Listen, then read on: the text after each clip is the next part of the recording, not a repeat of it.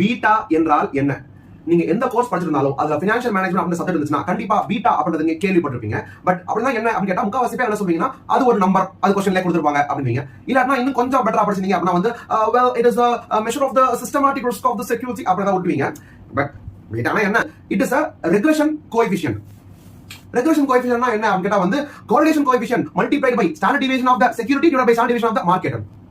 correlation coefficient. சரி, அப்ப correlation coefficient என்ன அப்படின்னு கேட்டா வந்து covariance of the market and security divided by standard deviation of the market multiplied by standard deviation of the security னாங்க. அப்ப கோவேரியன்ஸ்னா என்ன அப்படி போயிட்டே இருக்கும். இந்த நுழு சபால வந்து ஒரு காமெடி இருக்கும். யாரா அவன் தனுஷ பத்தி கேக்குற மாதிரி யாரா அவன் கேட்டா வந்து அது செல்வராகவனோட தம்பி அப்படிங்க. யாரா செல்வராகவன்? அது கஸ்தூரி ராஜாவோட பையன். யாரா அந்த கஸ்தூரி ராஜா? ஐஸ்வர்யாவோட மாமனார். யாரா ஐஸ்வர்யா? சூப்பர் ஸ்டாரோட பொண்ணு அப்படிங்க. அது மாதிரி இப்படியே போயிட்டே இருக்கும் பீட்டா அப்படின்றது.